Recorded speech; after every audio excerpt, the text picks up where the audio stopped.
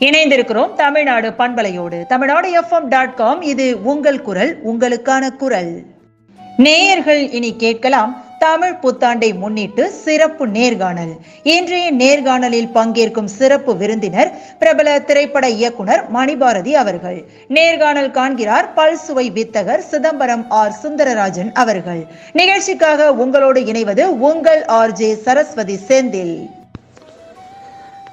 Tamil Nadu FM அன்பு நேயர்களுக்கு இனிய வணக்கங்கள். நான் சிதம்பரத்திலிருந்து ஆர் சுந்தரராஜன். உங்கள் அனைவருக்கும் இனிய தமிழ் புத்தாண்டு நல்வாழ்த்துக்கள்.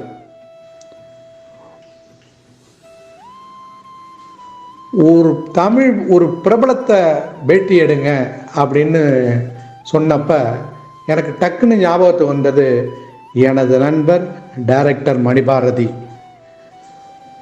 3 தமிழ் படங்களை இயக்கியவர். இவரோட முதல் படம் அன்பே அன்பே ஏவிஎம் ப்ரொடக்ஷன், ஏவிஎம் பேனரில் வந்தது. அவங்க தான் இவருக்கு வாய்ப்பு கொடுத்தாங்க முதல் படத்துக்கு. 6 டிவி சீரியல் இயக்கியிருக்காரு. இப்போ ஒன்று இயக்க போகிறாரு. டைரக்டர் மணிரத்னம், வசந்த், சரண் இவங்கள்ட்டெல்லாம் கோ டைரக்டராக பணியாற்றியிருக்காரு.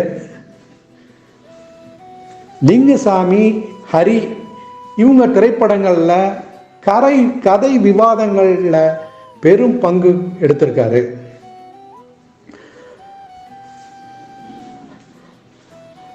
கடினமான உழைப்பாளி, நல்ல திறமைசாலி.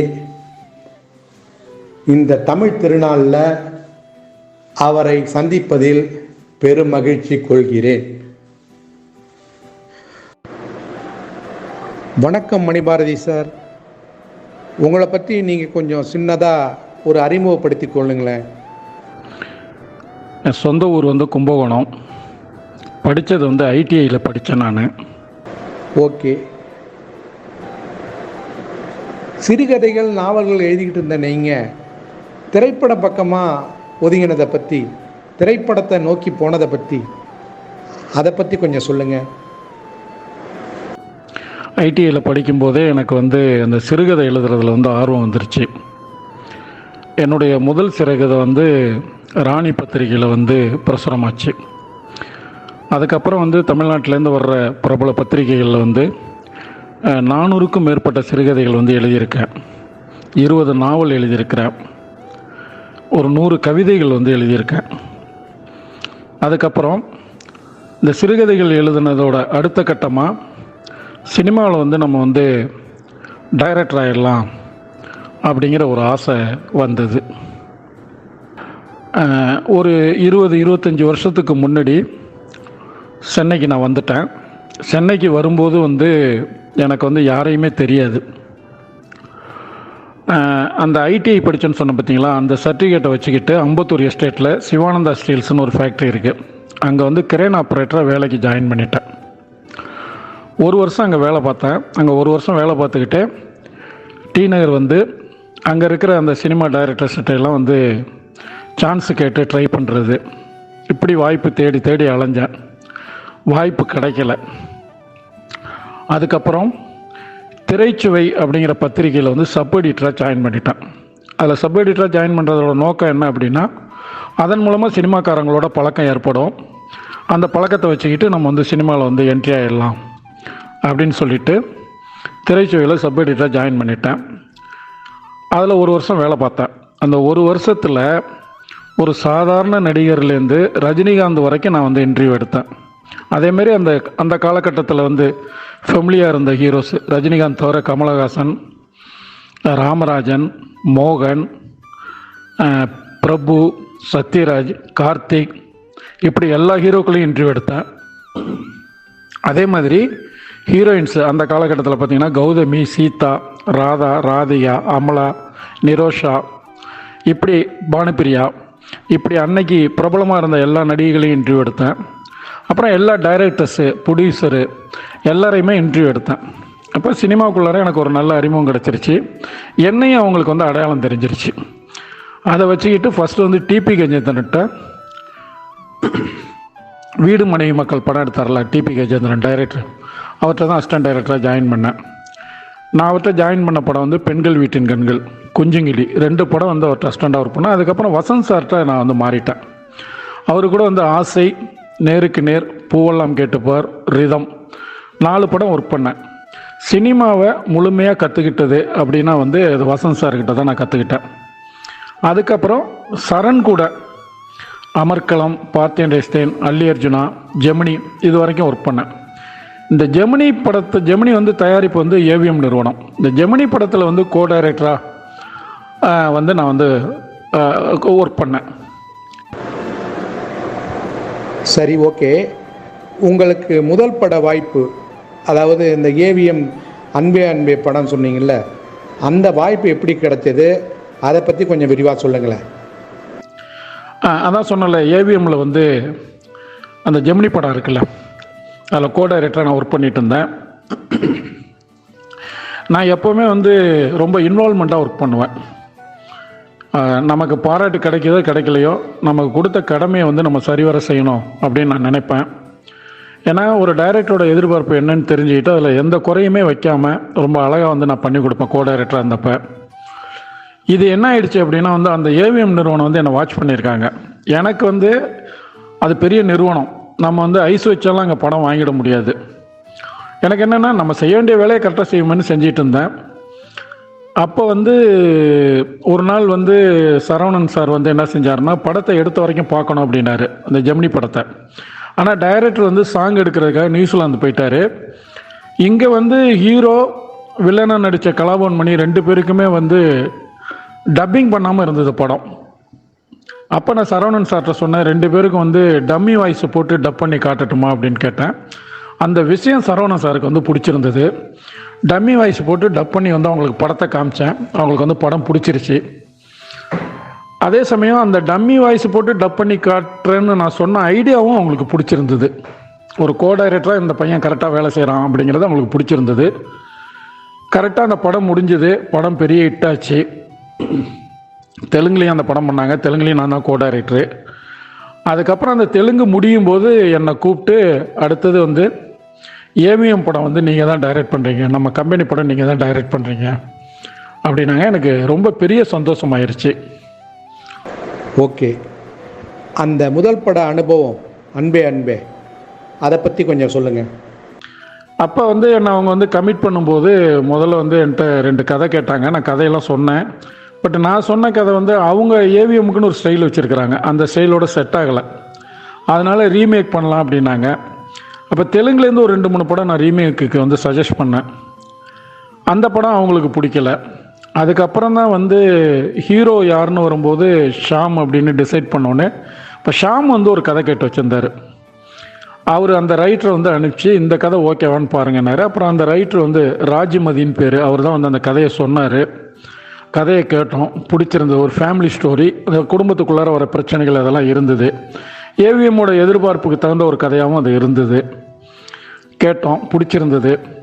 ஓகே, இதே வந்து ஃபஸ்ட் படமாக பண்ணிடலாம் அப்படின்னு சொல்லி நானும் டிசைட் பண்ணி அவங்கள்ட்ட ஒத்துக்கிட்டேன். அதுதான் வந்து ஷாமு, ஷர்மிளி, விவேக்கு, மனோரமா, நம்பியார், மணிவண்ணன், இப்படி பெரிய பெரிய ஆர்டிஸ்ட்டு, 24 ஆர்டிஸ்ட்டு, 4-5 குழந்தைங்க, படத்தில் ஒரு நாய்க்குட்டி, இவ்வளோ பேரையும் வச்சு அந்த படத்தை வந்து நான் எடுத்து கொடுத்தேன். அவங்க கமிட் பண்ணும்போதே வந்து என்கிட்ட வந்து கேட்டாங்க. அவங்க கமிட் பண்ணும்போது வந்து நவம்பர் மாதம் கமிட் பண்ணுறாங்க. படத்தை வந்து ஏப்ரல் மாதம் கொண்டு வந்துட முடியுமா அப்படின்னு கேட்டாங்க. முடியும் சார்னு நான் வந்து கான்ஃபிடென்ட் கொடுத்தேன். அந்த கான்ஃபிடென்ட் அவங்களுக்கு பிடிச்சிருந்தது. அதே மாதிரி அவங்க சொன்ன பட்ஜெட்டு, அவங்க சொன்ன ஷூட்டிங் டேஸு, அதே மாதிரி வந்து அவங்க சொன்ன ரிலீஸிங் டேட்டு, இதுக்குள்ளார வந்து அந்த படத்தை ரொம்ப அழகாக முடிச்சு கொடுத்தேன். டபுள் பாசிட்டிவ் பார்த்தாரு சரவணன் சார். பார்த்துட்டு அவருக்கு ரொம்ப பிடிச்சிருந்தது, குட் ஜாப் அப்படின்னு சொல்லி நான் வாழ்த்தினார். அதுக்கப்புறம் வந்து ப்ரெஸ் மீட்டில் வந்து சொன்னார், மணிபாரதி வந்து ஏவிஎம்க்கு கிடைச்ச இன்னொரு எஸ்பி முத்துராமன் அப்படின்னு சொல்லி ரொம்ப மனநிறைவோடு என்னை பற்றி பாராட்டி பேசினார். எனக்கு ரொம்ப சந்தோஷமாக இருந்தது. ஏன்னா ஒரு டைரக்டருக்கு முதல் படம் அப்படிங்கிறது ஏவிஎம் மாதிரி பெரிய நிறுவனத்தில் கிடைக்கிறதெல்லாம் வந்து ரொம்ப மிகப்பெரிய வாய்ப்பு. அதுக்கு வந்து பெரிய புண்ணியம் செஞ்சுருக்கணும். அந்த வாய்ப்பு வந்து எனக்கு கிடைச்சது. ஏவிஎம் சரவணம் சாரே ஏவிஎம் நிறுவனத்துக்கு கிடைத்த எஸ்பி முத்துராமன், இன்னொரு முத்துராமன்னு உங்களை சொல்லியிருக்காரு. அதுவும் படத்துலேயே அந்த பாராட்டை பெற்றிருக்கீங்க. ரொம்ப சந்தோஷம். இதை கேட்டதே எங்களுக்கு ரொம்ப மகிழ்ச்சியாக இருக்குது. சரி, அடுத்தடுத்த படங்களை பற்றி கொஞ்சம் சொல்லுங்கள். அடுத்த படம் அப்படிங்கிறது வந்து அதுக்கப்புறம் வந்து அந்த நாள் ஞாபகம்னு ஒரு படம் பண்ணேன். மலேசியா ப்ரொடியூசர் அவங்க. அந்த படம் வந்து பார்த்தீங்க அப்படின்னா வந்து அதுவும் வந்து பார்த்தீங்கன்னா அது ஒரு நல்ல லவ் ஸ்டோரி. அது எனக்கு ரொம்ப பிடிச்ச கதை. என்ன வந்து அந்த படத்தில் வந்து ரமணா வந்து ஹீரோவாக நடித்தார். இப்போ விஷால் படத்துல எல்லாம் வில்லனாக நடிக்கிறார்ல, விஷாலோட ஃப்ரெண்டு, அவர் தான் வந்து அந்த படத்தில் ஹீரோவாக நடித்தார். ஸ்ரீதேவிகா வந்து ஹீரோயின், தேஜாஸ்ரீ, வடிவேலு, தலைவாசல் விஜய் இவங்கெல்லாம் நடிச்சிருந்தாங்க. Malaysia producer. கொஞ்சம் வந்து இந்தியாவில் எடுத்தோம், சிலது வந்து மலேசியாவில் சில போர்ஷன் எடுத்தோம், சாங்கெல்லாம் மலேசியாவில் எடுத்தோம். அந்த படம் ரொம்ப எதிர்பார்த்தேன். ஏன்னா வந்து எனக்கு பிடித்தமான ஒரு கதை அது பண்ணியிருந்தேன். கொஞ்சம் ஸ்டார் கேஸ்ட் வந்து எல்லாமே கொஞ்சம் புதுசாக இருந்ததுனால நான் எதிர்பார்த்த அளவுக்கு அந்த படம் வெற்றி அடையலை. அதுக்கப்புறம் வந்து கொஞ்சம் போராட்டங்கள். அந்த போராட்டத்தை சரி பண்ணுறதுக்காக கொஞ்சம் சீரியல் சைடு போனேன். அப்போ பார்த்தீங்கன்னா வந்து சன் டிவியில் வந்து திருப்பாவை, அனுபல்லவி, வெள்ளை தாமரை 3 சீரியல் வந்து டைரக்ட் பண்ணேன். அதுக்கப்புறம் பார்த்தீங்கன்னா வந்து ஜீ தமிழில் வந்து லக்ஷ்மி வந்தாச்சின்னு ஒரு சீரியல் டைரக்ட் பண்ணேன். ஜெயா டிவியில் வந்து ரெங்கவிலாசன்னு ஒரு சீரியல் டைரக்ட் பண்ணேன். 5 சீரியல் கிட்டத்தட்ட வந்து ஒரு 2000 எபிசோடுக்கு மேலே வந்து டைரக்ஷன் பண்ணேன். 2000 எபிசோடுங்கிறது ஒரு ஒரு எபிசோடுக்கு வந்து ஒரு 4 சீன் போட்டோம் அப்படின்னா 2000 எபிசோடுக்கு வந்து 8000 சீன் வந்து டைரக்ட் பண்ணியிருக்கேன்.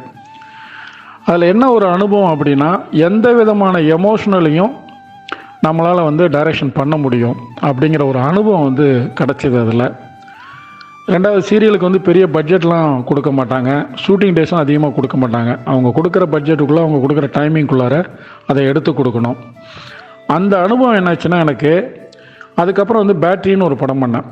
அந்த பேட்ரிக்கு வந்து இந்த அனுபவம் வந்து எனக்கு பெருசாக உதவி பண்ணிச்சு. இந்த பேட்ரி பார்த்தீங்க அப்படின்னா வந்து அது ரொம்ப ஒரு க்ரைம் சப்ஜெக்ட்டு, ரொம்ப ரொம்ப நல்ல படம். பார்த்தவங்க எல்லாருமே பாராட்டினாங்க. இந்த கொரோனா டைமில் படம் ரிலீஸ் ஆனதுனால அதுவும் எதிர்பார்த்த அளவுக்கு போகலை. அந்த படம் நல்ல படம், வெற்றி பெறக்கூடிய ஒரு படங்கிறதுக்கு ஒரே ஒரு உதாரணம் என்ன அப்படின்னா, அந்த படத்தை வந்து ஹிந்தியில் டப் பண்ணி இப்போ யூடியூப்பில் வந்து போட்டிருக்கிறாங்க. யூடியூப்பில் இருக்குது, பேட்ரி ஹிந்தி மூவின்னு அடிச்சிங்கன்னா வரும். அந்த லிங்கை கிளிக் பண்ணிங்கன்னா வரும், படம் ஃபுல் படம் பார்க்கலாம். என்ன அப்படின்னா அது அவங்க போஸ்ட் பண்ண ஒரு 10 டேஸ்லேயே வந்து பார்த்தீங்கன்னா 10 நாளைக்குள்ளேயே பார்த்தீங்கன்னா 50 லட்சம் பேர் பார்த்துட்டாங்க அந்த படத்தை. அப்போ அந்த படம் ஒரு சரியான ஒரு ஹீரோ நடித்து ஒரு சரியான டைமில் வந்து தேட்டரில் ரிலீஸ் ஆகிருந்தால் ஒரு பெரிய வெற்றி படமாக அமைஞ்சிருக்கணும்.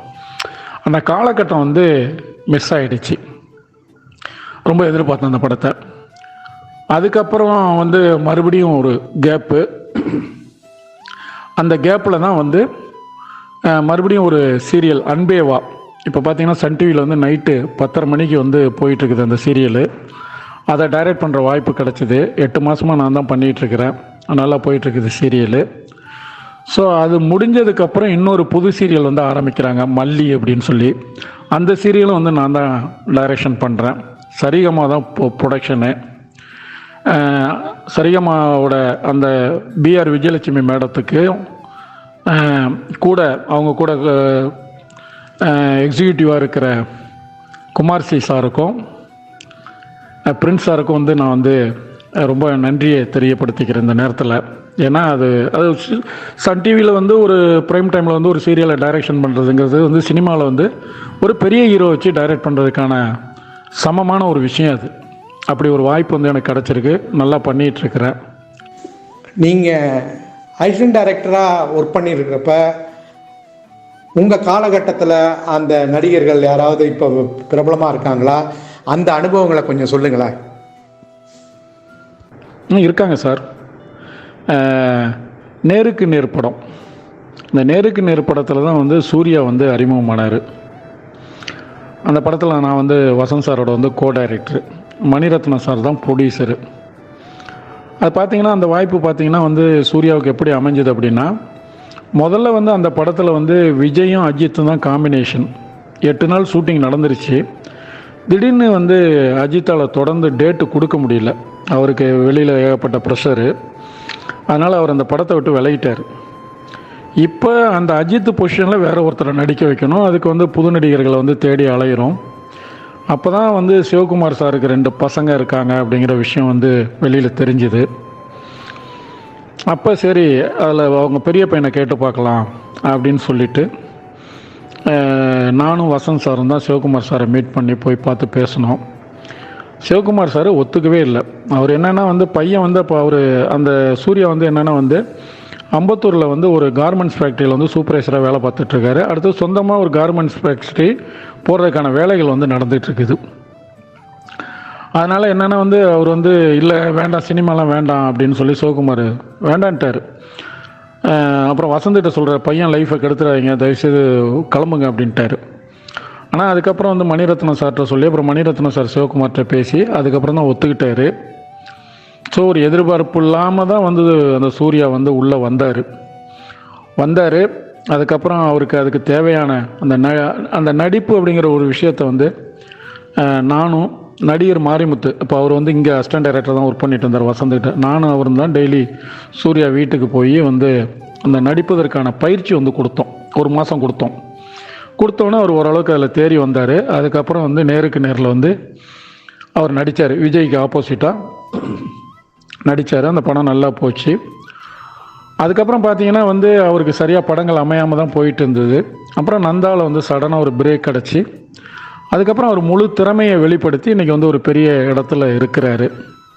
ஸோ அந்த அவரோட லைஃப்பில் நம்மளும் கிராஸ் பண்ணியிருக்கோம் அப்படிங்கிறத நினைக்கும் போது ரொம்ப சந்தோஷமாக இருக்குது. ஹீரோயின்ஸ்னு பார்த்தீங்கன்னா வந்து சிம்ரன், ஜோதிகா, சுவலட்சுமி, இப்படி நிறைய நடிகைகளோட முதல் படத்தில் வந்து நான் கோ டைரக்டராக ஒர்க் பண்ணியிருக்கிறேன். அதெல்லாம் ஒரு சந்தோஷமான ஒரு நிகழ்வுகள் தான். சூப்பர் ஸ்டார் ரஜினி தயாரித்த வள்ளி படத்தில் அசிஸ்டன்ட் டைரக்டராக ஒர்க் பண்ணியிருக்கீங்களே, அந்த அனுபவம் குறித்து. ஆமாம், வள்ளி படத்தில் வந்து நானும் இப்போ ஹரி இருக்கார்ல டைரக்டரு, 2 பேரும் தான் அந்த படத்தோட கோ டைரக்டரு.